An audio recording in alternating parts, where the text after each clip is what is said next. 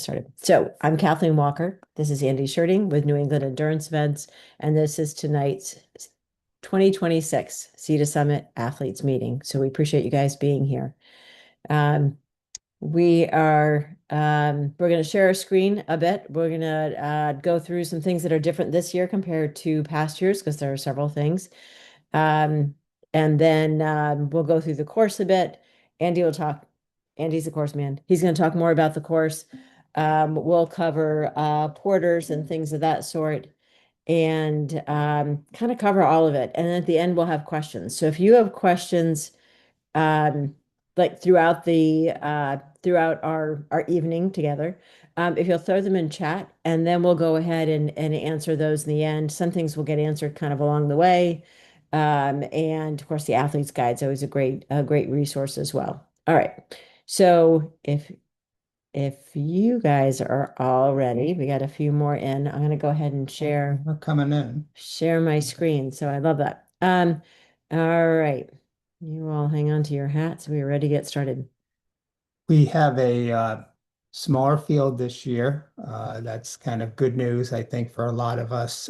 And the reason we have a smaller field is that additional 10 miles or so that we had to add to the course or to the most likely traveled route for the bicycle uh, scared off a lot more people than we realized it would. You're here with us and we're pleased. And uh, uh, it's going to be a great race anyway. But m most years, there's some little wrinkle that changes the race in one way or another. You know, whether we've had a thunderstorm the night before that um, uh, kind of closed off a section of road. Oh, wait, here, wait. Let me take us off because I Yeah. thought we were ready and then you started talking. So go ahead. Ready for what? Ready to get the presentation, but go ahead. Go ahead, finish. Sorry. Okay. I just otherwise they're looking at like a logo. That's kind of, boring. So All right. I have no more to say. sorry. Thanks for coming in. All right, here we go. Let's see. Let a couple more of you guys in. If for some reason you become unmuted, I appreciate you guys muting yourself. That will really help us out. All right, so back to where we were. So we all know what race we're at. So important things for this year. I mean, and some things for everything. If your porter is not currently registered, please have them register. There's a link in your athlete's account that you can do that. If you're not sure, send Maureen a note. Maureen will throw her email in chat, and she can help you with anything you can't figure out on your own. Friday packet pickup is different. It's mandatory, first of all, and it's for athletes and for porters as well, but it's in a different location. So we'll show you where that is in just a little bit, a few slides later, but it's in Berwick rather than at the venue. They have it's like a wedding venue. It's beautiful, but it is a wedding venue, and the bride asks that they don't have all these people milling around while they're doing their rehearsal and rehearsal dinner. So that's totally reasonable. So we are going to stay away from there until 6. So we'll talk more about that in just a little bit, but remember, pack and pickup is not at the venue. Um, Come on, normal you gotta go stuff. back. Let's see. Let's Have to go back. anyone Come who on. is not muted, please mute yourself. Um, there you go. Usual rules. Route 16 below Conway is a no-go, as well as Route 4 North. And this year, the Town of Freedom is not very free. So we are not allowed in the Town of Freedom. They've got a huge 250 parade thing going on, and bikes in the road aren't going to help anybody. And then Andy's going to go over that course. Well, it's not really a course. It's more like Yeah, we have route. to stop using the word course. Yeah. We have a most frequently followed route usually. Now, of course, this year, because of the change, this is a route that has not been used in prior But we years. expect it to be used. This No, no. we expect it to be used this year. And That's what I'm saying. I have a different idea for next year. Okay, That will great. bring us back down under 100 miles. But Okay. for that. All right. So athlete's guide. If for some reason you are one of the few that has not gone to the athlete's guide, please do us a favor and do yourself a favor go to the athlete's guide now, take out your phone, go ahead and go right to it, save it, because you're going to need to refer to it a number of times, particularly your porter will as well. You don't want to send your porter, you don't want to set your porter up for failure. So if you can go to the athlete's guide, that'd be really helpful. Um, Schedules, and this is in, actually, I think most of this is in the athlete's guide as well. Andy and I will check the water temp on Wednesday when we get up there. And we will send that to you. We also do a water quality test every year. That pond has always been perfectly fine, but we always test it. So we will take the test on Wednesday. We'll have the results in a couple days. Road updates. We'll drive the course. If there's rough roads or there's some other issue, we're going to let you guys know that. It will be in the athlete's guide. And then that Friday pickup again is at Berwick. I'm going to keep saying it because it's been ingrained in everybody that, show up at the venue. So I will keep saying it. Race morning super early. Race start still super early. If you are concerned with time limits, you're going to want to check the athlete's guide. They have changed from last year because we have the extra 10 miles on the bike. Award ceremony has also moved for that same reason, and so is food service. So that will run a little bit longer than usual because you guys might be up there a little longer. Let's see. There we go. Huh. Told you I was going to tell you guys a lot. So packet pickup. Um, Right here, it's in the commuter lot. We'll have a space. You'll see our tent. It'll be super, super obvious where we are. And it is in Berwick, not North Berwick or South Berwick. There might be an East Berwick. It's not. It's Berwick. So just make sure to put that in your GPS, or you will end up in the totally wrong area. And this parking lot is on the bike route that many of you will be following. So, so you'll be going right by this lot on Saturday morning and say, hey, I remember that. All right, Porters, this is for you. So there's one official porter per athlete. You might have your athlete, you might have more than one person that is with you, and that's no problem. But for us, you have one porter. That one porter gets a t-shirt and a meal as part of your registration fee. If you have other people that are coming with you, and often that happens, like you end up with a whole family there, that's not a problem. If you want to feed them afterwards, you'll want to buy a meal ticket for them. I think you can do that in your athlete's account. You can also do it day of. We do have extra t-shirts if you want to give them a t-shirt also.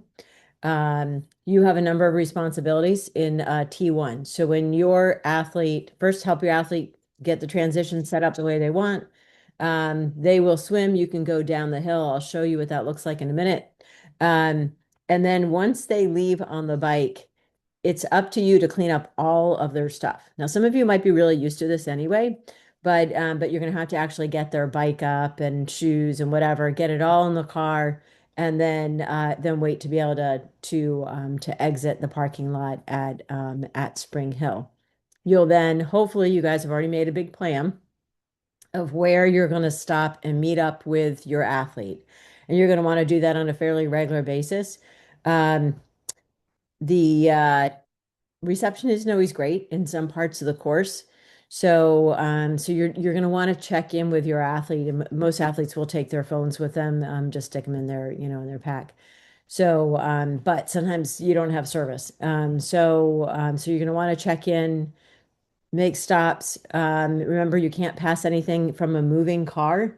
So you'll have to be pulled completely off the road, get out of your car, have whatever hydration, nutrition that your athlete needs, and whatever else, bike tubes and all that kind of stuff. Your athlete is going to outfit the car with everything that might possibly go wrong. So that way, if there's some kind of mechanical, your athlete or you will be able to take care of that on the run. You will also, and of course, don't follow your athlete in your car. So that's not safe for anybody. You're going to come up to Wildcat, which is T2. You're going to get up there. Most people, once we get all the way through the course, or almost all the way through the course, and they're at kind of the bottom of the hills, how I think of it. They're on Conway. They're in Conway, or is that North Conway there? They're in North Conway Okay. when they go by Storyland. Yeah. Storyland. Yeah. So about the time they go past Storyland, there's nothing you can do for them once they start climbing that hill. They're on their own. So that's a good time for you to go ahead and get up to Wildcat. Find your parking space. I'll show you where that is in just a minute. And bring us the athlete's backpack. If you're climbing with your athlete, you need a backpack that has all the same stuff in it. So you'll want to bring that as well. Make sure you sign a waiver. Make sure we know that you're going up. And that way, when your athlete actually comes through, you're ready to go. And you'll be able to direct your athlete from the entrance and say, our car's over here, so that way they'll find it. Every once in a while, we have a porter that's like off, there are bathrooms in the building. So they're like off in the building, go in the bathroom, whatever, getting stuff. And their athlete comes in. The athlete has no idea where that car is and is so frustrated because they've just ridden their bike a really long way and uphill, and the porter's nowhere to be seen. So porter, it's your job to make sure that you know approximately how long it's going to take for your athlete to get up, particularly that last leg, so that way you can be prepared. Um, Yeah, Go ahead. they're not going fast the last No, 9 miles. you're So not going fast at all. It's all uphill. kind of do the calculation there. We've got a bit Um, of elevation gain. right. So But athletes, you're going to communicate with your porter so that way your porter is prepared.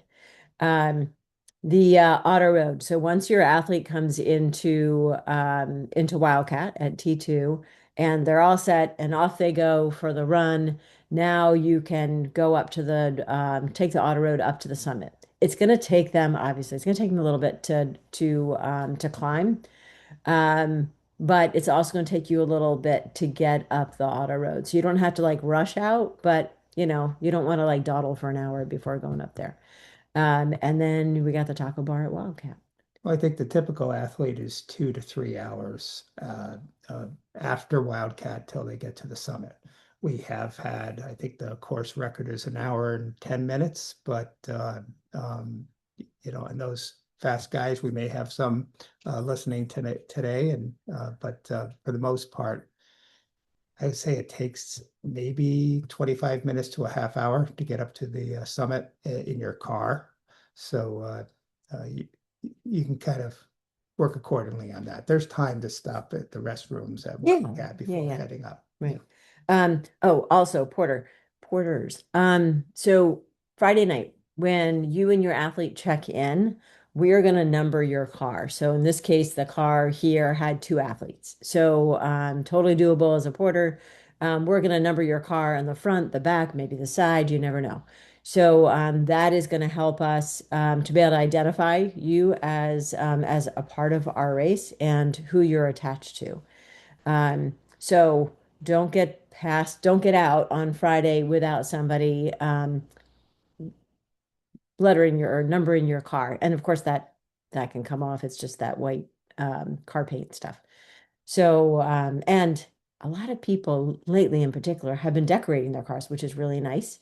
So, put fun stuff on your other windows so that way, it's just cheery because then when the athletes go by and you guys are all cheering on, it makes a nice event.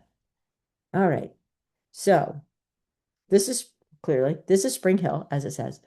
Couple things I want to tell you here. First, transition. We usually put transition right over here.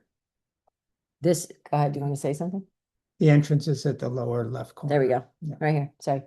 Oh, and my big cursor is there. Sorry about that. So this is the entrance in, as Andy was saying. So the road's right over here.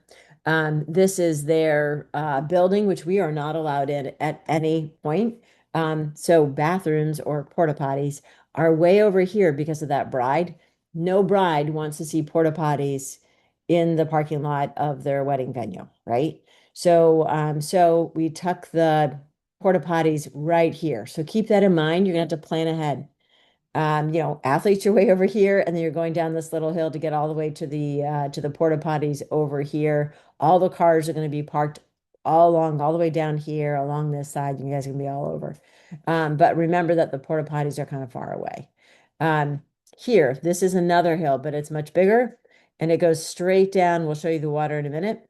It goes all the way down to the water. Now, if you have some mobility issues and you don't want to go all the way down there, totally get that. This right here is a hill, And you can see the water from that vantage point if you prefer to do that. You're talking to porters and Talking to family porters. members about mobility issues, I hope. That's what I just said. We're still talking porters, still on porters. So, yeah, so we don't have any para triathletes this year, but porters, not all porters want to go all the way down that. I don't like going all the way. I don't like coming back up the hill, I should say. Going down's not a problem, but coming back up gets kind of tiring. So if you don't want to go all the way down, no problem. Bring some binoculars, and you can stay right up here on the hill, and you'll be able to see the pond. All right. So speaking of the pond. Andy, you want to talk a little bit about this? Wait, before you talk about the course. So this is the hill that you just saw on that last slide. Here's transition right way over here. And then the hill goes all the way down to the pond. All right, so now they have their bearings. You want to talk about the Yes, and usually during the afternoon before the race, um, uh, individuals can come down and take a look at the pond. That's not going to be possible on Friday. You can view it after 6 p.m. If you're up in the area the day before, that would be okay to take a look like at it. Thursday? Thursday, yeah, and all. But it's a very clean pond, always tests amazingly. We're talking about a triangle, leaving buoys on your left-hand side, so you'll be heading off to the right there. Two loops, and no getting out of the water. You can just swim around the triangle So for your right here. second loop. Um, Usual rules, we have lifeguards and spotters on the course, including professional kayakers who can move awfully quick.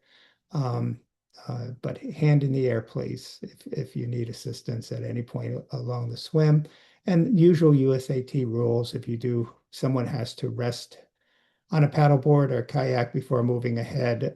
They're not brought ahead unless, in essence, your race is over if you're brought in. But uh, it adds up to about 1.2 miles. It's pretty close. As far as wetsuits go, most years it is a wetsuit legal swim. There's been one or two. I can't remember if it I was think one or just one. two, just Yeah. one that was not. Trust me, I'll do the best I can, including getting out there at 3 in the morning and diving as deep as I can with a thermometer to see what I get. But uh, that's always a possibility that it will be for awards. It'll be wetsuit illegal. I don't think we would, there's no way we would hit the temperature where wetsuits are completely banned no matter what. Right. So, Yeah. Well, global warming. All right. Do you want to talk a little bit about from Spring Hill? So they get on their bikes, and this is the we could talk most about the used. exit, the you know, where the porters are, what they do, and Right. But everything. did you Yeah. want to talk about this or no? Yes, at some point. You want to do the T1 first and then this, or no? You want to go right to this? We just talked about T1. All right. So then everyone knows that after they swim, they're running up the hill and they're they're getting their bike. Uh, Porters have to stay to the side. We'll show the porters where they are so that they're not in the way, and we will release porters um, as room allows, because obviously we don't want the porters' cars interfering with the cyclists as they're heading out on the bike ride. Um, you've all, I presume, taken a look, decided which way you're going to go. Um, the reason why we have this recommended is one word, or we say most often followed route is, and we're sticking with it for this race, unless you have a better way, which is always a possibility. The reason why we do that is because we already have all the public safety officials aware of the race, all the police, ambulance crews, that sort of thing along this 100-mile route. So um, you are going to follow the Sea to Summit route as it has been for many years for the first 50 miles. Um, but this route here will have you taking Pond Street.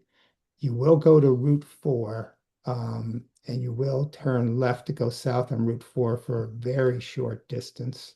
Um,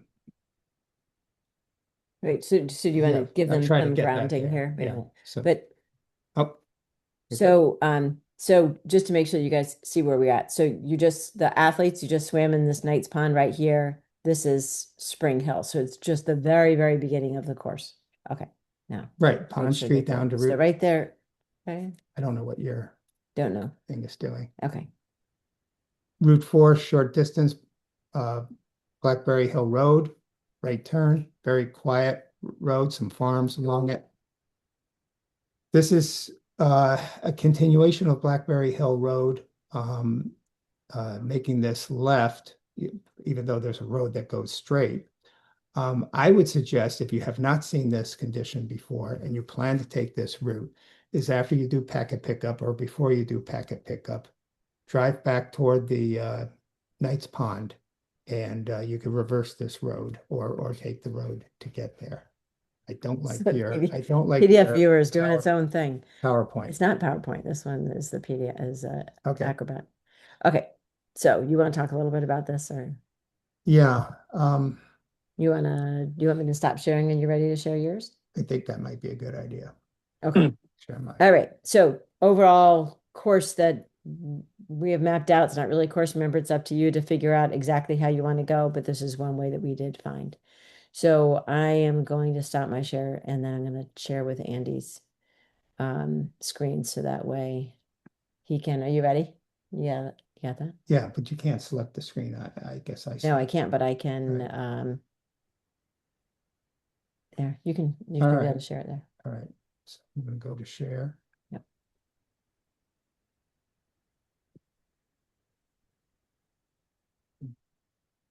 Help me find it. That big button right there. Nope. Got it. Okay.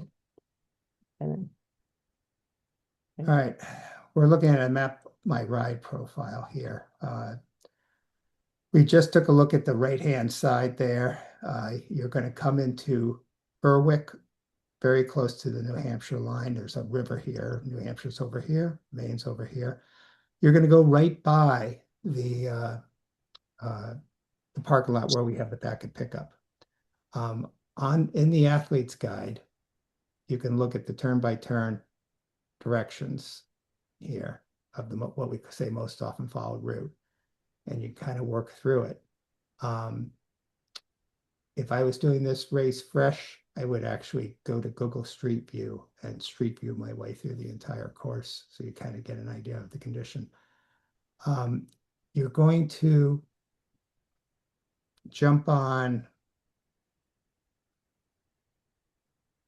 Berwick Berwick Road into Berwick. All right. Rochester Street, which changes its name to Salmon Falls. This is from Berwick heading up toward Rochester.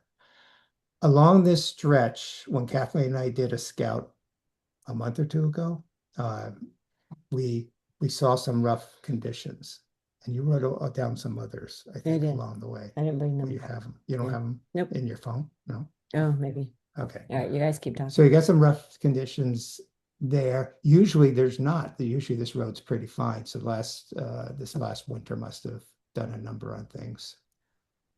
You'll be taking this Rochester Road, which changes to Salmon Falls Road, all the way to Yeah, I've got notes right here. you got it? Yep. Okay. Any yet? No. All Okay, right. so as Andy was saying, there's rough pavement between the Salmon Falls, I guess, in Portland intersection in Rochester, Okay. and then rough pavement past, well, in Milton. There's a Shell station there. Anyway, some of this is like too granular. There's no way you guys can remember anyway.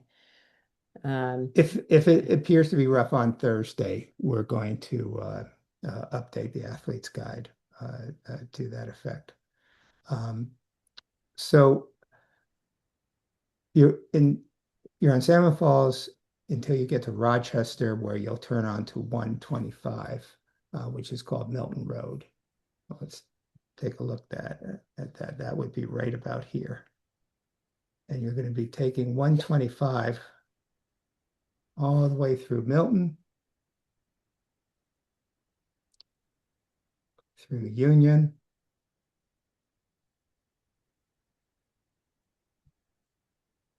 and eventually you'll meet up with 153, and you'll be taking 153 for a good stretch up till you get to about 25 miles. I'm sorry, 50 miles of the course.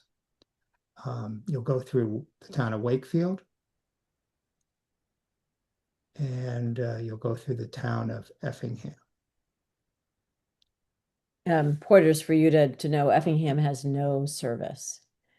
So, Cell phone so just no service, cell phone service. very little, yeah, here and Yeah. there. They look like it's a very rural area. You're going to go through vast stretches of not much happening with a house here and there. But in this day and age, especially up there, it seems as if everyone has a camera on their house. Everyone has an outside camera on their barn and on their driveway. And I had some difficult discussions with some residents and also the local police chief over the last year or two. Not as much about athletes stopping and going to look for a pit stop somewhere in the woods or someone's side yard, but porters. So please stress upon on your porters. There's plenty of convenience stores. There's plenty of gas stations. There's some restaurants. There's a deli even in Effingham. No, actually in Wakefield.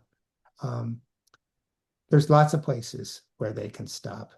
Please don't go wandering off in the woods because the residents do have the power to influence these small select boards in these towns to change their mind about our race going through. So we ask for your help there. Now we're going to get around the 50-mile mark. And here we look. If you can see my cursor, this was the direction that the race went in prior years up to now on a continuation of 153 into Freedom, New Hampshire, and then Eaton, and then into Conway and North Conway. Because of this, they're expecting 35,000 people in Freedom. Their emergency services cannot, be available. They sent an ambulance for one of our racers last year who had a mild accident, but it was enough that an ambulance was required. And so they just realized that, oh, if we have to do that in 2026, that's not good. So what we have is we have an alternate. And you have two choices here. And I imagine many of you have already kind of worked this out of your mind. On our suggested route, right about here, is a turn onto Huntress Bridge Road. It is a sand road, a dirt road. It is amazing, at least every time I've seen it, and I've been by that road or on that road for the last 10 years for each Cedar Summit. It is amazingly smooth. It's an amazingly hard pack. I don't know if Scott's on the Zoom. Scott's one of our managers for this race. Here, Andy. Yeah, Yeah, there we you're go. there. There's Scott. You saw it more recently than I did a couple weeks ago. Yeah, it's a standard New Hampshire, Vermont, Champagne gravel type of road. So very rideable, even on narrow tires. Yeah, and it's your choice. If you do not want to take that, and you're going to save a couple of miles by taking it, chip a couple of miles off your course. You can stay on 153 until it hits 25, then make a right turn on 25. And Huntress Road, the gravel road we were just talking about, that's another right turn onto 25. It's only that Huntress Bridge Road is going to save you a couple miles. Also, if you go all pavement, we are dipping into just a little corner of Freedom. And so that's the reason why we encourage you to consider using that. If any of you are going to do any scouting the day or two before, take a look at this area and see what you think.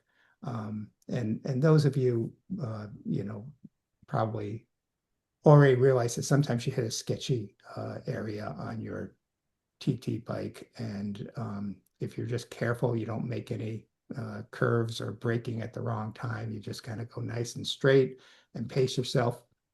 And you don't have to go fast here. You can go 14 miles an hour. You're still going to make up time over that if you take the paved roads. So you're going to be getting onto Route 25, and you'll be heading over toward Porter. That's here. So you just stay on this 25. Some of you know that 25 on the other side is a 55-mile-an-hour high-speed road. Over here, it is not, especially once you hit into Maine, which you do right away.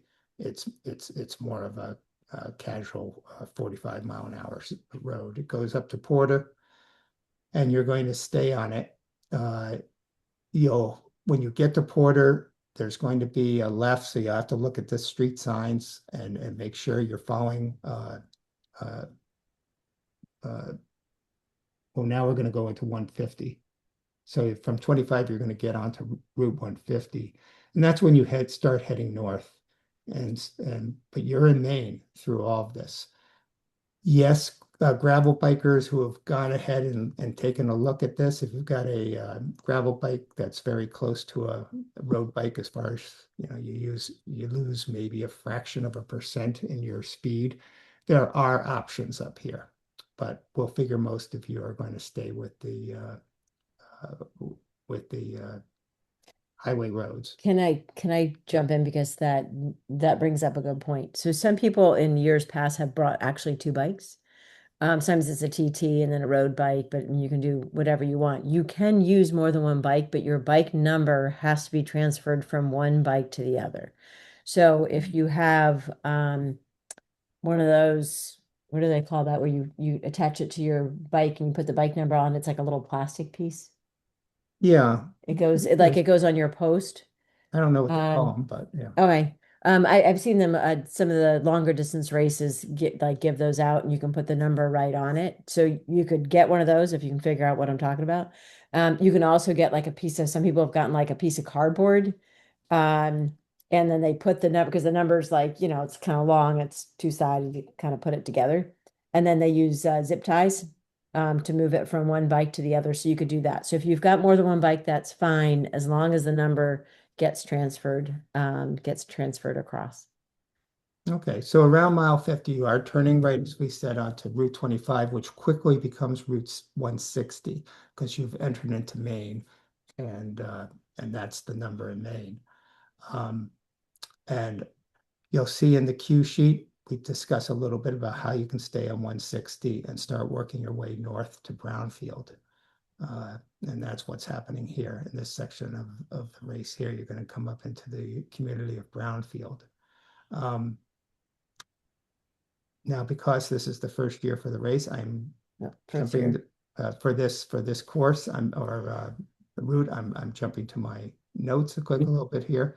So at the end of 160, you turn left onto Main Street, and then in less than a mile, Main Street becomes Hampshire Road, and you follow this, and that's what's going to take you into this Center Conway Road, which is going to bring you back into New Hampshire and into the community of Conway, which is it's the same community in that they share resources and fire department and police, but it's a different town. So from Brownfield, now you're up around mile 70. You're coming into Maine, and you're coming into South Conway here, and you're going to go for a very short cup of coffee on 302, and you'll be making a right onto what is the designated 302 that goes up to North Conway.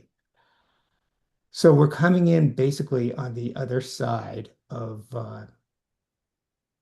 Conway. In years past, we've come up, do I have it right, this road? and nope, sorry, coming up this, yeah, this road and going up this side onto West Road. We're going to be on the right side here, and we're going to come in here, and you're going to go, most likely you'll want to go on North-South Road.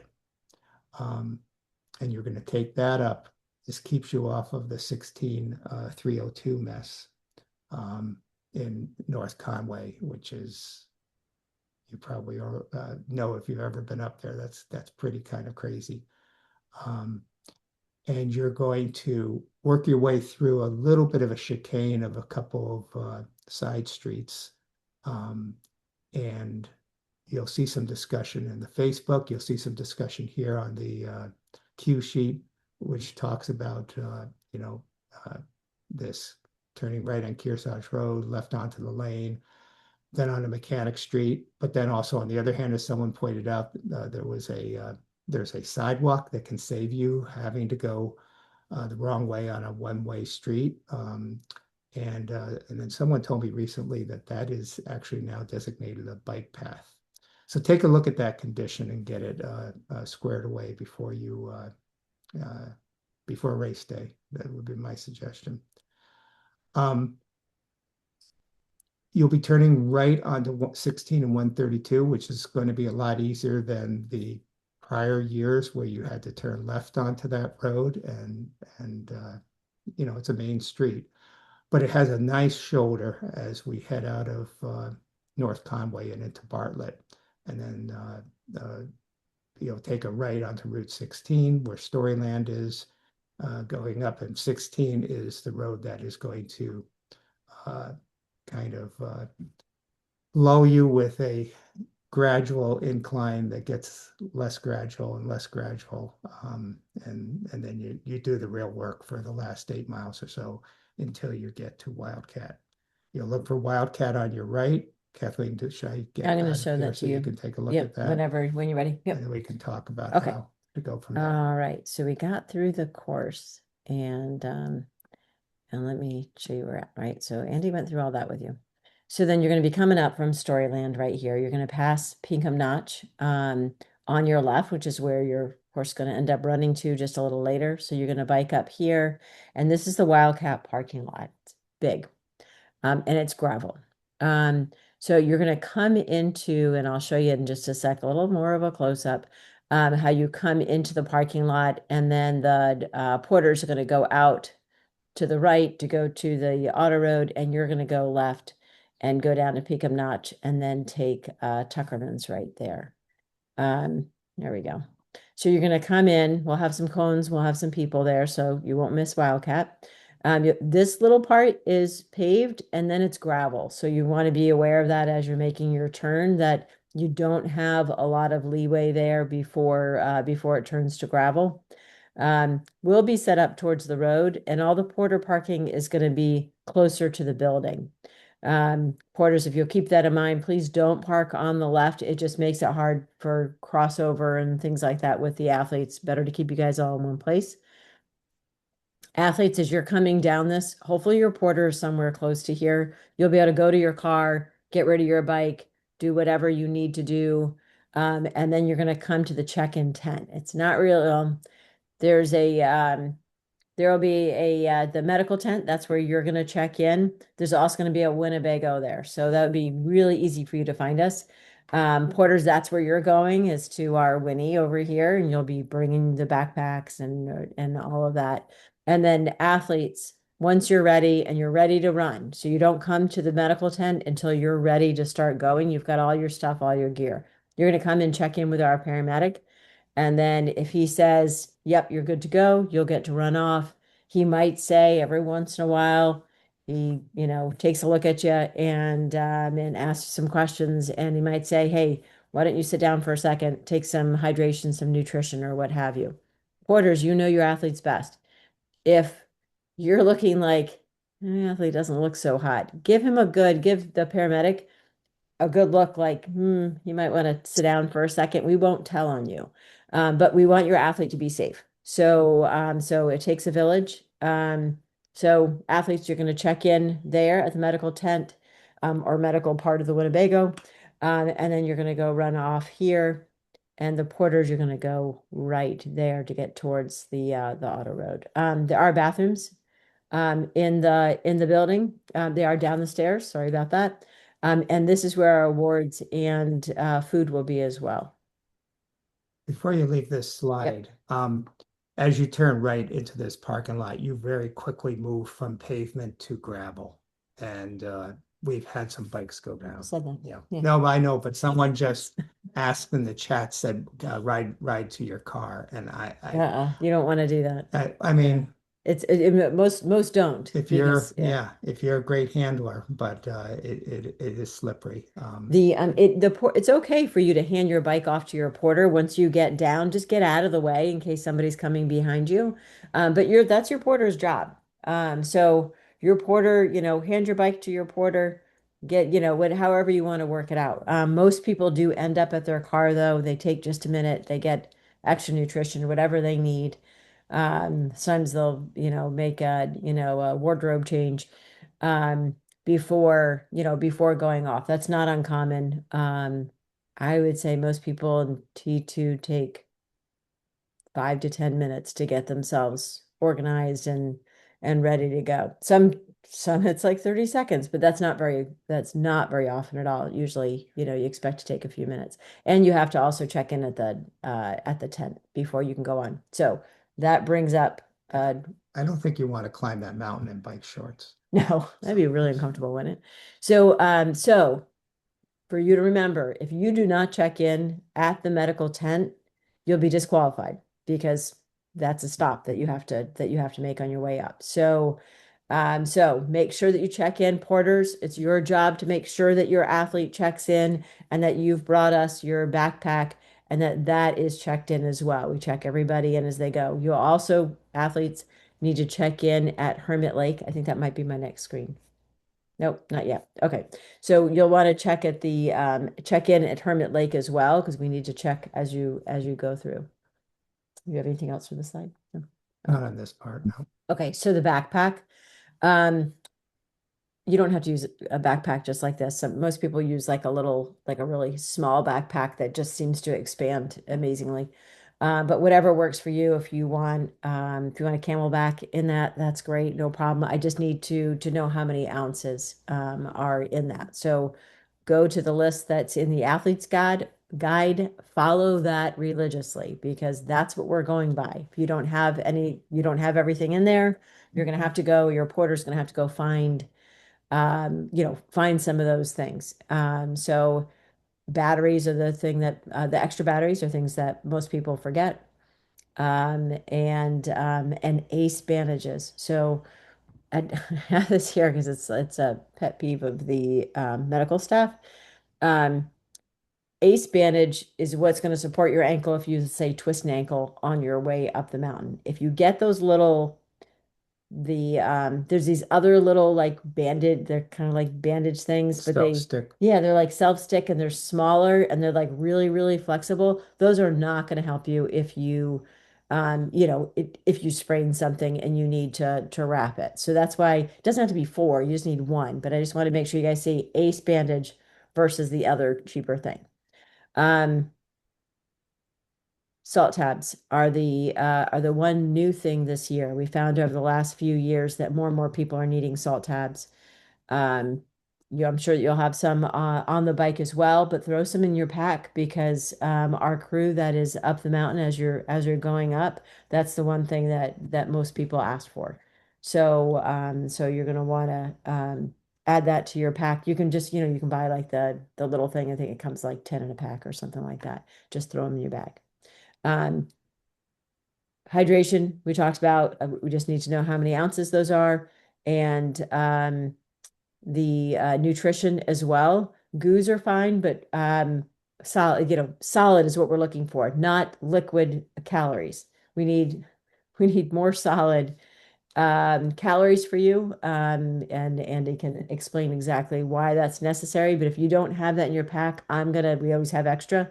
I'm gonna put something in because I want to make sure you're gonna be safe going up the mountain, even if you don't realize before you get up there that you'll need it.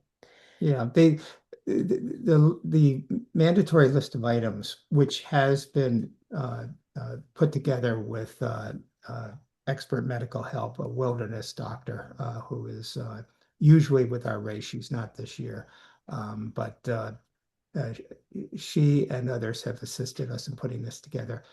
It's not just for what you need if your race goes well and you get to the top. It's also for what you need if things start to go sideways. Uh, uh, think about it. You're halfway up the head wall and you sprain your ankle. Let's just say, since we were talking about sprained ankles, and it hurts a lot, and you get out the elastic bandage, the ace bandage, and you put it on and you gingerly try it out, and there'll be people stopping to help you. One of the funny things about this race is that the hundreds of hikers that are on the Tuckerman Ravine Trail are going to suddenly become your fan base, and you're going to think you were at the World Cup today, with the cheering and the support you get as you work way up. But still, even with people, good meeting people trying to assist, or our wilderness guides we have up there, or some of our staff members who are on the mountain, you're either going up very slowly or down very slowly. And that's suddenly, here you thought you would be back at Wildcat having your taco dinner, and you're stuck out on this mountain and with diminishing nutrition. That's one of the reasons why we have that. That's one of the reasons why we insist on the flashlight or something similar, is for when things don't go, the lake gets dark quite early on this side of the mountain. So, please don't argue with us about what goes in the backpack. And if anything, be a little bit generous, because as our people who are on the mountain, our staff and volunteers out there, well, they tell us every time. I went through everything. I gave away every salt tab I had. I gave away every Cliff Bar I had. And we give them as much as they can carry in those bags. So if you think, all I need is some liquid calories and I'll be up there and I'll be done in an hour and a half, doesn't always go that way. So please, Okay. what's next? That's good. Oh, so one more thing for the with the backpack. There's also like clothing items that need to be in there. So I don't know if any of you have been looking at the weather up at the summit. Was it last week, the week before? There were people still skiing, not on Tuckerman's, but like off. So there's still some like snow out there on the mountain. Not that it's on your trail, but still keep in mind if there's snow somewhere, it can get kind of cold. So today, what was it, 40 something at the summit? Yeah, it was 65 at the base. So you could, if the race were today, you would have started off at 65 and say, hey, this is pretty nice. And watch, and as you went up, it would feel colder and colder. And it was 41 at the summit with 60-mile-an-hour gusts. So next week, the long range forecast is looking milder than that. We do have a protocol that we work out with the Rangers, as far as it's usually around 40-40, 40 degrees or lower and 40 miles an hour or higher, where we have to have an alternative finish line, for you. But that's only happened a couple times. Yeah, that doesn't usually happen. But that's why, like, when we talk about like have a cap in there, we don't mean a baseball cap. We mean something to keep your head warm because it is possible you'll get up there and be quite cold. And if you So climb like me, you really want to have gloves on your hands, because I'm on all fours for a good part of that head wall. So. yeah. Okay. All right. I think that we beat that horse pretty well. All right.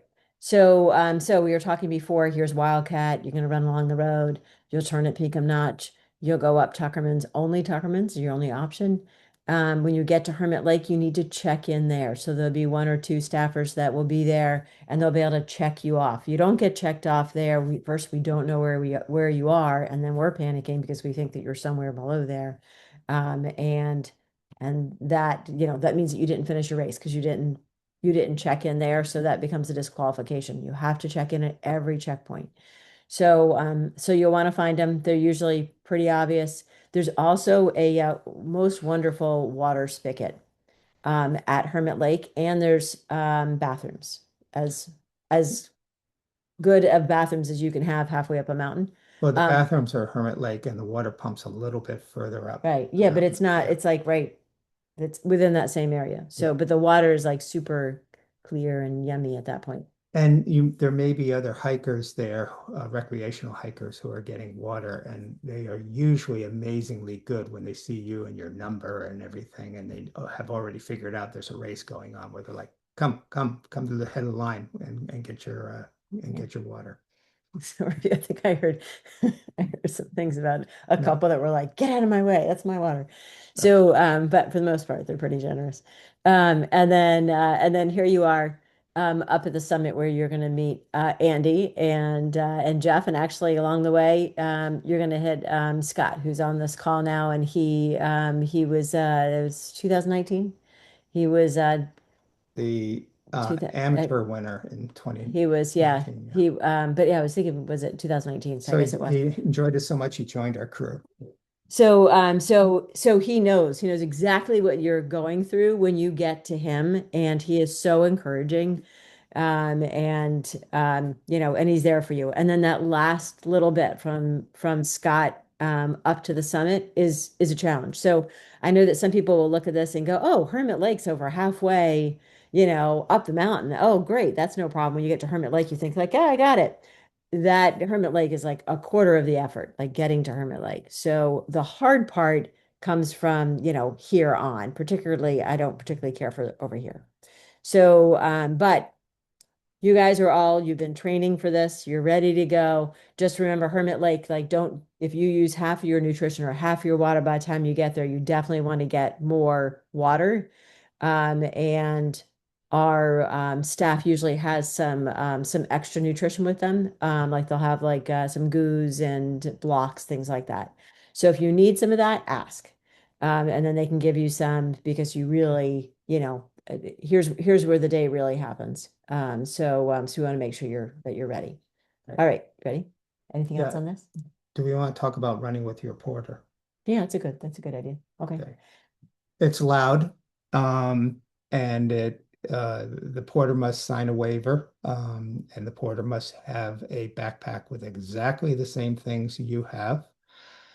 The porter cannot carry your backpack at any point heading up, and you cannot finish ahead of the porter without your time being officially recorded as the time your porter shows up. So we've had some situations where Uncle Harry is halfway down the head wall, and the racer decided to leave Uncle Harry to fend for himself. And no, we can't do that. So, but there's a turning point. There's an option. Yeah. So if you get to Hermit Lake with your porter and your porter's like, "Oh, you didn't tell me we were climbing this," then the porter can tell the our staff at Hermit Lake, "Hey, I'm bailing out. I'm going back down." And then you're released from your porter, and the athlete can go all the way to the top. And then we know that last time we saw that porter, he or she was at Hermit Lake, and they're heading down to Wildcat. And then we'll note when they get to porter, if any of the porters are on, that this ends up being a situation because it happens every year. When you get to Wildcat, please let us know that you're safe and you're back down. Yeah, when you So get to the Hermit Lake area, that's often when you get your first real look at the head wall, and it sometimes changes people's minds. you look at the head wall and there's like these little ants that are up there, and you're like, "We can't be going up there, can we?" And that's exactly where you're going. So if your porter looks at that and goes, "What?" No problem, they can come back down. You cannot. You have to keep going. But your porter can come Or down, you can not a come problem. down. You could, that's true. It's true, but you wouldn't be finishing. So, all right, here we go. Athlete's guide. Oh, that means that we're done with this and we can answer questions. If you have not found the athlete's guide, by all means, please take advantage of this QR code. Um, and there you go. So questions. Let me take this off of share, and there's lots of great questions in there. I got it You got it all here. the way from the beginning because I know that there were some like Yeah, as we were in going the through. beginning, there was a question about how many participants this year. What we usually do, just to kind of let you know, is we usually register somewhere between 110 and 120 people, knowing that there will be dropouts, and we'll probably have about 100 racers. And we feel that's the number that is safe for us to have this event, and that it works well. Because of the longer bike course, we gave the option for racers to defer to next year. and many took us up on it more than I had thought. And so I think we're in the 60s. And with the usual no shows that we get, it will probably be somewhere in the 50s on race day. Or So if from a standpoint of maybe getting on the podium in your age group, it that's pretty it good. could help. Oh, so speaking of a podium of age groups and awards, because we have, I mean, we do it even when we have 100 athletes out there. There's so few of you that doing three deep just seems kind of, pointless. So overall finishers, first, second, third, male, female, relay teams, and age groups. It's only first place. So just for you to know, as far as getting an award, you can still get a picture, you can still get accolades, but the awards are first place only. Question about, are there sight buoys or just turn buoys? We probably There's, should have Scott answer this, yeah, but it also depends on visibility, exactly how we set up the but swim. we are planning on sight buoys as well as the turn buoys. Yeah, well, what do we have, Scott? Usually seven? We do, we have turn buoys at the corners and at least one side buoy along each leg. On the back leg, we usually do two. Sometimes it's foggy at the lake in the morning, so we do put flashing lights on the buoys just to sort of help with visibility when we get started. The sun comes up very, very quickly there, but we are basically starting to swim just a few moments after sunrise. Okay, great. Question about swimming the pond, let's say on Thursday, something along those lines. The the people who own the Spring Hill Lodge and the Spring Hill Recreation Center are very nice people. The only time they get a little antsy is when they feel things are getting a little bit out of control. For example, last year during packet pickup, which was held at Spring Hill, apparently, I guess there were athletes walking into the building, trying to find a restroom that wasn't a porta potty, or they were the way they drove or parked in the parking lot bothered the owners. But on, let's say, any other day that week, obviously Friday's off limits because of the wedding, but any other day that week, if someone arrives at Spring Hill, parks in a parking spot, and just quietly walks down the hill and uh, and takes a swim, they're perfectly happy with that. Just Uh, don't try to go in the building. That really irritates them. yeah, and so just polite respect. That's really what works there. So yes, swimming in advance is fine. Uh, are there road signs? There are stop signs and 30-mile-an-hour speed limit signs and all those sorts of road Yeah, signs. but like a street name sign. A Make street sure it says name street name, sign? but no, none Okay. of our signs because this is, that's the Right. whole thing is kind of like an anti-Ironman, right? Ironman hands everything out to you. We don't do that. And Yeah. so you make or break your race For depending on, 30 years, the spirit of this race has been, hey, we're going to go for a swim and we're all getting out. Then get on the bikes. We'll see you at Wildcat. And people figure out their own ways. Most people kind of go the same way, as it turns out. But no, you're using your own navigation as if you're on a recreational ride, whether or not you have it in your uh, bike computer, your phone, your watch, or you write it on your arm. That's part of the spirit of this particular race, and we've kind of held to it. We have, in over the years, cracked down a little bit on officiating, simply because we didn't want situations where uh, two or three people are working together and just making unfair making it unfair and then winning an age group. We've had a few people say, I'm going to draft off of someone. They don't tell us that ahead of time, but then no, later they of say, course they don't. well, we were just drafting off it, and I wasn't going to take an award if I won one, but Yeah, but that's just not fair. it's just not fair. So no drafting. There will be a number of our staff that will be riding along the route as Andy has on the cue sheet there. So they will be looking for drafting. They will take numbers. There is a penalty. for any kind of drafting. Crossing the yellow line is another one, and you guys gotta stay over on your side of the lane. Blocking, staying Yeah, with. all USAT rules. And many of our staff are triathletes, actually veteran triathletes. And so we understand that, if it's a brief situation where you're close to another athlete, that's fine. But if you're for a prolonged period of time drafting, um, then you're drafting. Right. And It's if you unfortunate. if you're not aware, look up the current USAT and Ironman distance, which I think is 12 meters, right? So Yeah. Andy, Okay. I just wanted to point out one more thing, which yeah, is you brought up traffic signs. People blowing through stop signs, people blowing through stop lights, um, is absolutely something where if we witness it on the course, we're going to be writing down those numbers. It is unfortunate if you hit a red light and somebody that was 20 yards in front of you got the green light. It is the nature of this race. You have to be obeying the rules. Otherwise, again, we jeopardize our access to these towns and these roads. very good point. That also goes along with the peeing on the trees of that you think are just the wilderness, but it turns out it's a part of someone's farm. And they have a camera. And then we have that picture up in our warehouse. So We do have some pictures in our warehouse of that have been people sent to like us creeping through. by So homeowners. yeah, it's not good. It's very embarrassing. All right. So Scott's point, and Andy's answers that question by Stephen is at mile 7 on the bike, there's a one-way bridge. And it takes forever for that light because it's a one-way bridge. You have to stop the light, follow all traffic rules. If we catch you not doing that, you're going to get a penalty and you might get hit by a car. And there's a numerous, I think it was 5 with the new course. I'm not sure if it's still 5 or not, but railroad crossings. And once in a while, a train will come through. And Yeah.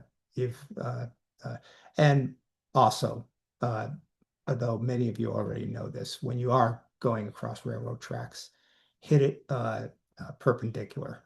Don't ever do it at an angle, or you could have an issue.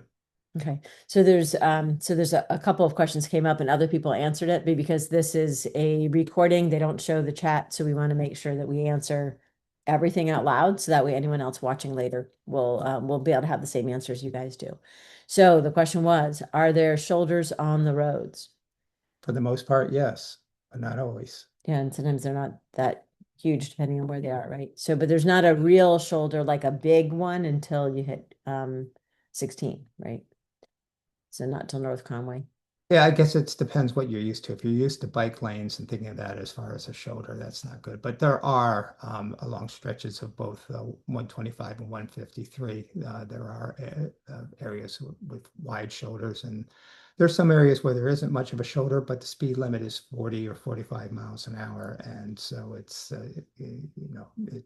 safe, and that's the reason why we have the restriction on Route 16 and Route 4 North. Route 4 North has some perfect sections that we wish could be part of the race, but it also has some 55-mile-an-hour areas with not a lot of a shoulder on the side. So use that as your guide. Okay. So then the other question is the dirt road already a part of the recommended route? That's correct. It is the one that So we we talked did about before. both Map My Ride and Ride with GPS. I don't think anyone's done a Strava segment yet of it, but Okay. So the next question from Stephanie, I was planning on bringing extra sticky number to mark the second bike. Is that okay? Or is there a chip in the provided sticker? There's not a chip in the provided sticker. We're going to be doing the old fashioned way of timing, and that, believe it or not, keeps your costs down. But extra sticky number, I'm not sure what you mean by that, but as long as you have a number, the same number on your bike, like you're switching bikes, as long as it's your number, you can do whatever you need to, just as long as we can see as long as it's not 32, whatever it is. 1 inch tall or something, try to keep it Right, visible, bigger the better. like a typical race size. Okay, so do you want to answer, do you see Neil's question there? Approximate mile markers are the most commonly traveled bike course when the term is made. No, I mean, if your bike computer can help you out there on figuring out how many miles you've gone. but I'm not sure what you mean by when a turn is made, but if you want to like clarify that in another comment further down, we could maybe see if we can address you. Okay, I can answer Ben. It's pretty easy. Okay. So is there a dismount line somewhere? No, there's not. So when you get off the bike at Wildcat, get off the bike before you hit gravel. That would be my recommendation. So there isn't a line. It's not going to make a difference. You guys have just been biking 100 miles. If you are on your bike for an extra 100 feet on the gravel, it's not going to really make any difference. So no dismount line. You just want to get off your bike before you're going to slide. Um, the and then some Yeah. people do ride to their car. I don't know if I've seen a whole lot of that, but if so, you'd be really careful because it is gravel. Right. So you want to hand off your bike to the porter. You want to get into your running gear, grab your backpack from your porter, which has already been checked, right? It needs to be checked before you get there. And you Yeah. have it check marked off Yeah. so that it's all the last thing you do is go see our paramedic Jim, and he'll be at the tent. Be at the medical tent, right? And then Amy asked about timing chips. No, with our small, I don't, some of you race some of our other races too. And when we do the smaller races, we self-time that. So when you're all checked in before you get in the water, when you guys come out of the water, shout your number. And if not, their staff that's down there, they're gonna see your number. They write down or they have a little iPad and they hit the little thing. They hit your time as soon as you come across their threshold. Um, on the bike, your time isn't taken until you get to the medical tent. So you get through the bike, you go to your porter's car, you get whatever it is that you need, do whatever you need to do. And then once you get to the medical tent is when your time is taken. So their transition times aren't clocked. So your time at the medical tent, then when you get to the top of the mountain, obviously Andy's going to take your time there too. Yeah, I mean, if you really want to get a exact mile per hour for your bike, I would just suggest you've got your bike computer, or just punch your watch if it's able to allot for transitions on it. There's a question about porta potties at the Wildcat parking lot. I believe there's none, right? No, but inside the building there is. So athletes plan ahead, right? Yeah, and one thing we didn't mention is if you prefer, you could begin your run, which is basically your running toward Pinkham Notch on either side of the road, and just looking for opportunities to cross safely the road, because you're going to have to cross at some point in order to get onto the Tuckerman Ravine Trail. But at Pinkham Notch, there's a visitor center. In the basement of that visitor center, there's plenty of restrooms.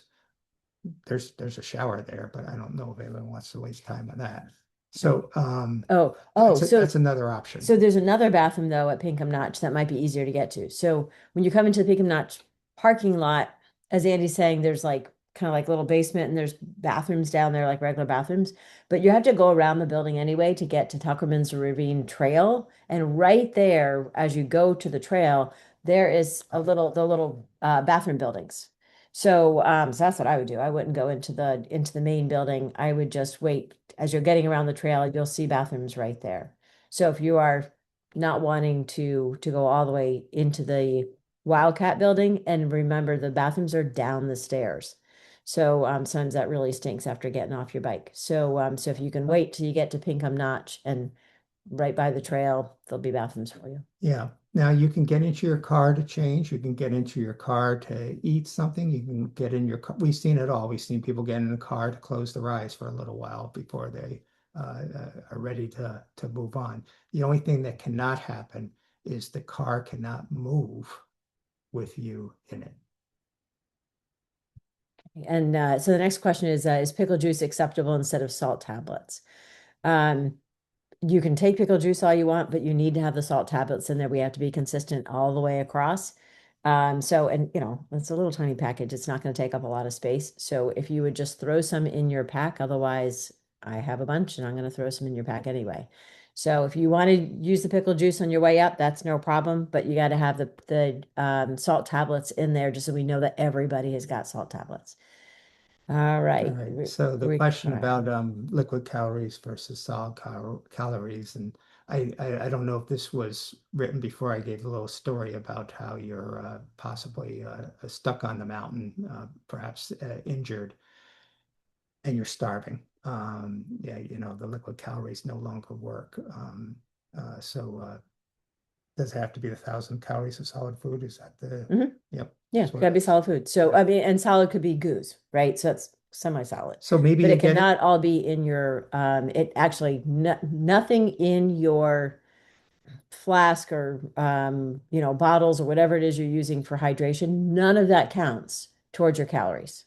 So if you can think of it that way, great if you want to put something in there, but it's not going to count towards your calories. When I'm looking at calories, I'm looking at something that I can see a label that is like something you're going to literally put in your mouth and chew or swoosh or whatever, but not water, any kind of water kind of thing does not Yeah, count. we'd rather you get to the top and say, you know what, I didn't have to eat any of this stuff. I've never heard of that though. But There's never been someone if you that has really, gotten to the top and yeah, has not eaten anything in their pack. if you're really It's, into liquid calories, yeah. yeah, Okay. just hasn't happened. So a lot of people thought so, but they didn't.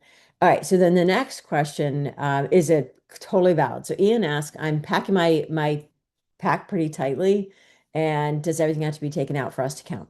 So I have gotten after the last 10 years, gotten really good and Maureen is on this call too.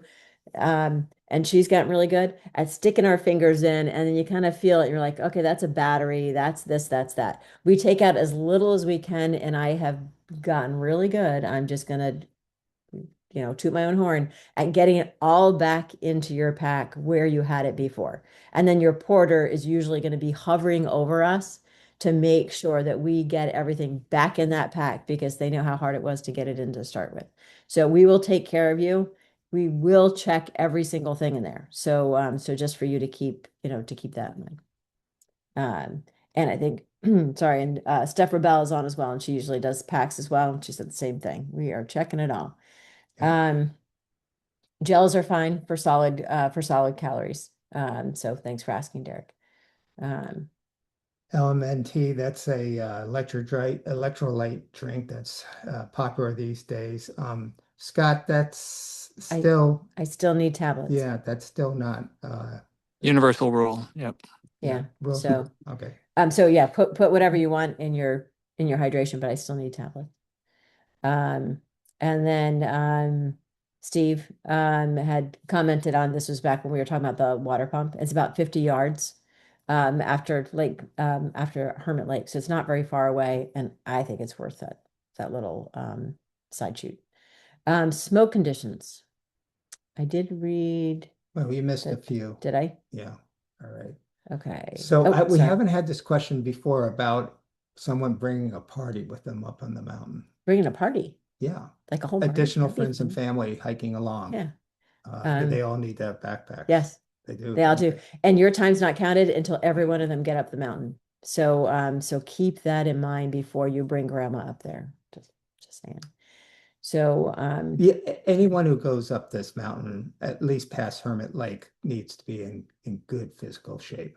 You know, not a casual walker is going to have a tough day up there. well, they could, speaking of casual walking, you could get up to Hermit Lake, like take everyone up to Hermit Lake with you. They're still gonna need a backpack because we still need to check them, to make sure that everyone that is on the mountain, because someone might say, hey, I want to keep going, and then they don't have any stuff. We can't have that. But they have that out at Hermit Lake. So if they get there and then show them where they're going to be climbing up the head wall, and then they can make a decision at that point. But remember that your time doesn't count until every one of your posse comes up with you. Yeah. Okay. Smoke conditions. They were fine when I looked earlier. They said that they were clear today. I think there's Yeah. been stuff. The New York Times, if you are a subscriber, has a good interactive map which is showing what it was like over, say, like the last 48 hours, and you can see how it moves. Sometimes it's up by Boston. I don't think it's ever quite gotten well. Yeah, it's gotten into Boston, and sometimes it's down by New Jersey. So last year's race, there was some concern about smoke conditions even Well, on that day. right, but I The mean, but Rangers were with all concerned. the Yeah. Canada, No, that's what I'm like saying all the though, Canada stuff. there's wildfires now. It seems like almost every year that the rangers at the top of the mountain have noticed are affecting air quality up there. Right. So we are monitoring it, and if there is an issue, we'll definitely let you guys know. We'll talk with the Rangers this week, and on Thursday we'll get the latest on what things are looking like. Yeah. Okay. Mass swim start, yes. All right. Well, bike radars. Should say mass swim start and it's in the water. Right. Oh, thanks, Scott. Yes, in the water. Um, the all right. Oh, Well, well, that's a good topic here. well, We love bike radars if you have one. We realize not everyone does. Uh, we we will have at Packet Pickup bike tail lights. They're not, the $500 models, but they're pretty bright if you do not have one. But I think just if you're a bike rider these days, you seriously should consider adding a bike light to your equipment. oh, so to that point. So if you've got your own, awesome. If you need one, we have one, as Andy said, right? Mhm. The race morning, you got to make sure it's on. So if your porter can do it, or before you go down to the swim, go ahead and turn it up. Actually, that's a long time for it to be on. I know that our folks that are up in transition, if there's a light not on, they're gonna go ahead and turn them all on for you. But you want to make sure that light's on before you take off, because most people are not totally not thinking about that during transition. So we just want to make sure you have a light on. Okay. All right, where are we at? Issues with cars versus our cyclists in the past.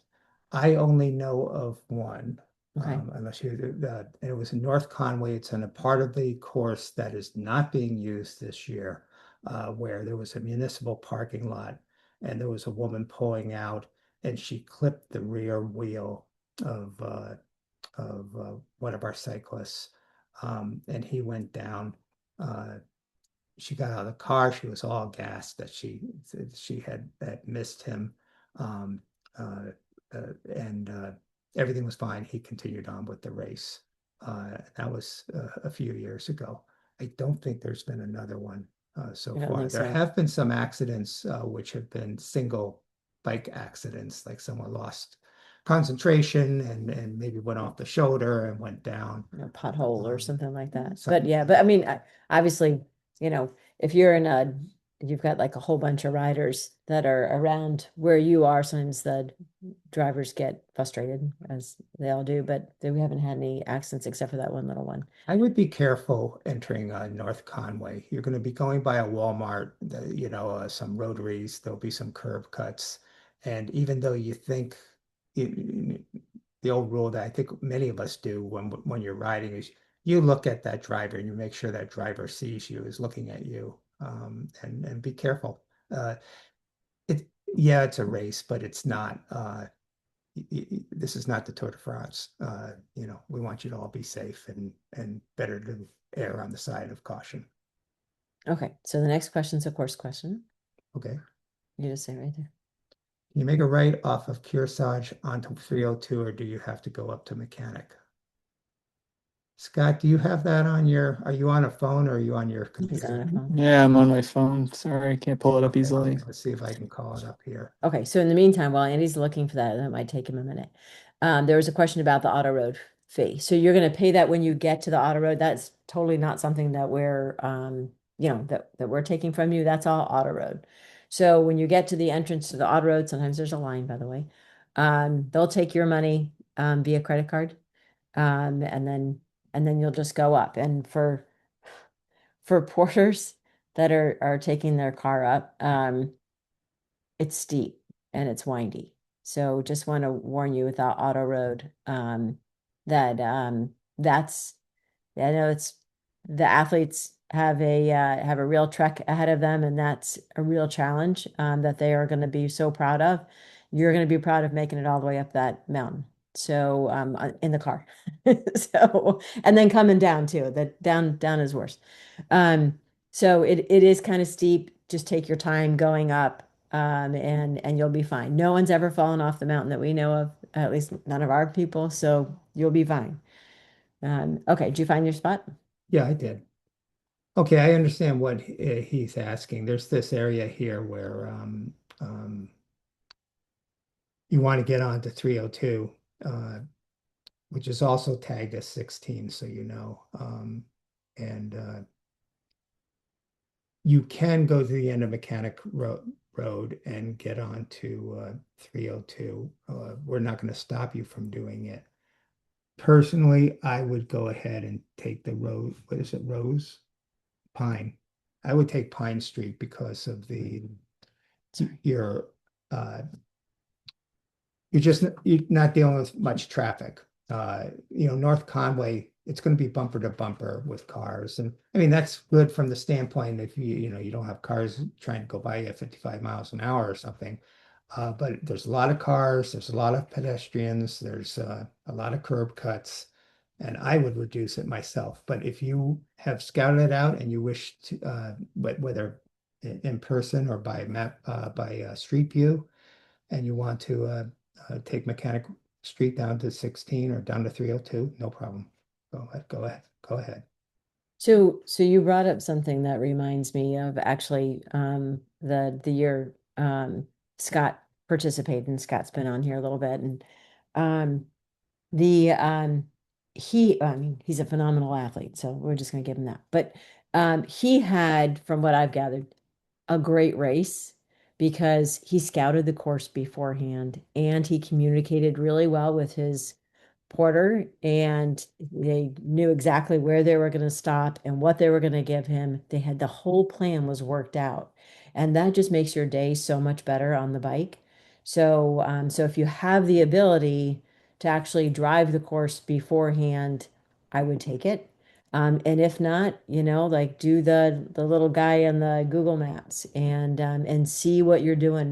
Look at every turn, and make sure that you know exactly where you're going, and that the your porter knows where they need to be, and at what point, and when they should worry about you if they haven't been able to get you on the phone, and you're supposed to be at some place, and whatever time, or roughly whatever time, okay, if I'm still not there, and in half an hour, wherever that spot is, then you should go find me. So whatever that is, you need to have a plan. That will Scott be better. Scott didn't have a porter. He had an Well, entire yeah, Formula One support team. he did. He had the That, best support team ever. So, I mean, he's an excellent athlete, so that certainly certainly helped. But I'm sure the whole, he would say the same thing. Day went much better, because he had a plan and he had already worked it all out. Okay. wardrobe question was asked, and Tri-suit. yeah, this becomes a personal preference thing as to, when you want to change, whether you want to just do the whole thing in a tri-suit or not. I mean, if you've done an Ironman and just a single tri-suit and it seems to work out well, fine. Um, and I mean, some of these roads got some bumps on them, so if you don't have much chamois in your shorts, you may feel it. But once again, everybody's different. Kind of hard to make a firm recommendation on that. Mhm. And there's a question about salt tablets. When you get the travel pack of salt tablets, there's like 10 in them. So that's what I'm expecting you to have. It's just a pack of salt tablets. Um, all right. And then some stuff about the bike radars. We talked about that. Is it possible to get a second set of numbers on the second bike? We don't have a second set of numbers, but I explained earlier that, you can either get, I'm trying to think what it's called, but it's like a bike number We own them. something. I don't I know what know. Amazon calls them, but you can get them in a couple of days. Yeah. Yeah. So it's like this little plastic like square. And you just attach it to your post. Or you can do a stiff cardboard, and then you just put your sticker on it. It's like you had here, and your sticker is going to go on either side, and then look, two little holes and some zip ties. and then you can trade that. But we Yeah. don't have extra bikes to give you. What's it called? I typed into Amazon bike number plate, and it looks like there's plenty of them, and you can get them tomorrow, at least here on Cape Cod, which is uh, We're kind of rural. You might be yeah, able to we're get kind it of rural. tonight. Yeah. So oh yeah, yeah, there's some that are like super easy. So there you go. That would be the best bet. Um, all right. Let's see. Um, Never a good idea to Yeah. oh, headphones. So somebody asked something about headphones. No headphones on the bike or the run or the swim for that matter. Um, so you need to be able to be cognizant of what's going on around you. So please no headphones and definitely not on the bike, but not on the run as well.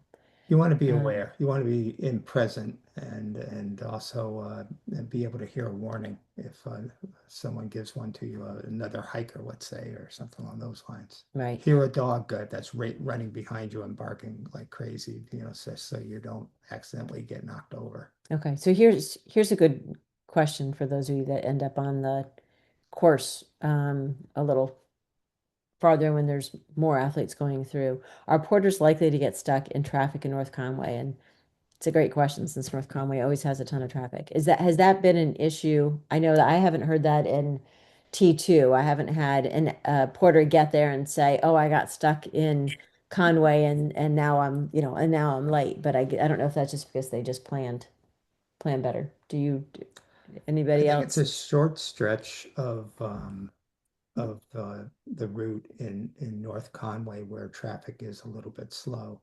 But once again, you get out of that traffic and suddenly you can go uh, 45 miles an hour. So you're going twice as fast as a bike might go. So I think you can make it up. Scott, what do you think?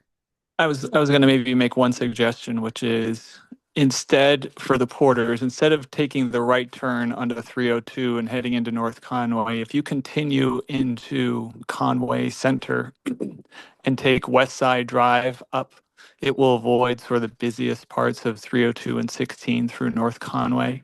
If you don't plan on already, meeting with your athlete somewhere along that stretch, that might be a good way to get around the traffic.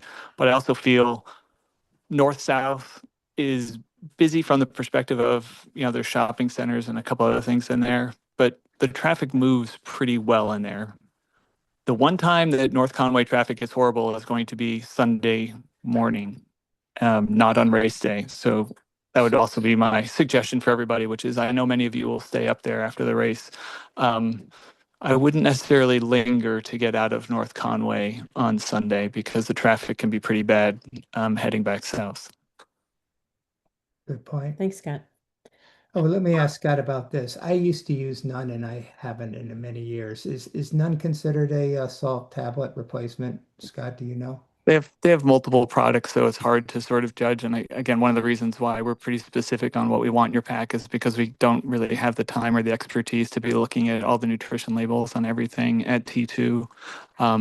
So yes, there are. I mean, there's high sodium Gatorade products. There's high sodium products from almost everybody. But the reason that I think we put the dedicated salt tabs into the requirements list is to just make it so there's not a bottleneck of us having to read nutrition labels at T2. Every long distance race I've ever done, I've had a pack of salt tabs um, and I finished the race with some salt tabs left over and it's okay, no big deal. So And uh, I will say it is usually what I run out of on the head wall. So just as a general heads up for almost everybody, you might be thinking like, oh, these recommendations seem a little bit conservative. I will tell you, I carry an uncomfortable amount of fluids down to the head wall from the top of the mountain and go through almost all of it because enough athletes get to me and they say, I ran out of water, I ran out of salt tabs, I ran out of these things. So do not think about maybe meeting the minimum requirement if you know you're going to be on the mountain for 2.5 hours versus an hour or two, or sorry, 1.5 hours. Um, we do our best on the mountain to have enough for everybody, but don't put us in the position of having to um, give away, too much of our stock that we're trying to save to make sure that everybody's going to be okay. yeah, because we have to deal with in many races, we have to deal with some people who are kind of getting, I wouldn't say in serious trouble, but they're heading that way when we get to the last mile or so of the hike. And we do want to have some stories for them. So yeah, please take care. And I would just bring extra stuff. It's a little extra weight. What's a few ounces? Yeah. It's barely any else. I mean, it's Yeah. literally, it's like, so like, so I was gonna skip Yeah. that part. So I think that's all of the questions that we have in chat. So if there's anybody else has any last question, if you want to throw it in really quick, that would be great. I encourage you to look at the athlete's guide. If you do not have your porter registered yet, and you'd probably know that because Maureen has been sending you emails and saying sign up your porter. Please do that before Wednesday. Because we don't always have great reception there, so we have to print everything out and bring it with us. So it's not like, your porter signs up the day before and then we have it, like we've already printed out all of our checklists and all that stuff in advance.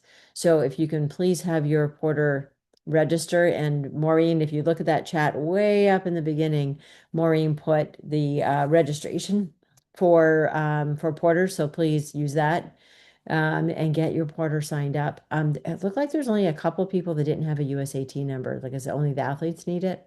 And there was a little bit of that. So if you don't have your USAT number, please get that. If you're not sure how to, ask Maureen. All right. And then, so now there's a couple other questions in there. So thank you. So on the buff count for warm headgear. Well, there's different types of buffs, and some are warm and some are not. But I can say this as an EMT trained. When you lose heat up here. You don't lose heat here as much. And we're talking about today temperatures are 40 up there. Next Saturday there could be temperatures in the 30s. So let's I'd say go with the warmer cap. Well, and I'm going to be looking for a cap. And if there's not a cap in there, then you're not going to be able to go up. So when we ask for a cap, that's what we need, and that's for your warmth, as Andy was talking about. Yeah. All right. Swapping bikes from TT to road, it is done. I don't know if we have an exact count on how many, what percentage. It's not a huge percentage, but there's always people every year that have more than one bike. I think a lot of people are doing this race as a personal adventure and a personal achievement. And so it's kind of like, I don't need to go into switching bikes. On the other hand, there's some very competitive people who, or people who find that when they're going uphill, they go uphill so much better on their lighter road bike. So personal preference. And we do see second bikes on cars, but sometimes we don't even know that second bike belongs to a family member. That's true. Yeah. I would just chime in. I think the biggest thing, especially for the last stretch on 16, is gearing. So whatever bike you're on, you just want to make sure you have appropriate gearing. Depending on how strong of a cycling athlete you are, you should just be prepared for the fact that even a strong cyclist is maybe going to only average 10 to 12 miles an hour for a good long time on that. So a slightly less strong athlete, might be down at 8 miles an hour, which means you might be thinking, I need to have a gearing ratio that's closer to just under 1-to-1, or maybe even as much as 1-to-1. So I would say that a lot of the reasons I would ever consider doing this race and switching bikes would be to just switch to gearing that could help optimize that hill, as opposed to the aerodynamics. Aerodynamics aren't mattering when you're only going 10 miles an hour. It's more about your gear ratios. Good point. Thanks, Scott. Question of does a poncho count for a raincoat? Yeah, I would be okay with that. So that's much better. And when we say like a rain jacket, we don't mean like a big giant thing anyway. Like you can have some that are like mine's like super thin, so it only like gets like that big. So poncho or like a small it's a kind of more wind rain works. All right. Anyone have any other questions? So far, we're back to the end of our chat questions. Yeah. Awesome. Well, we don't have a recommended way to handle your recording the bike route or having it for you ahead of time. I mean, I'm an old dinosaur, and I would just go off of probably something written on my forearms. But Scott, you're up with the latest gear. If you have anything to suggest there, but I think everybody's got their own way of doing this, right?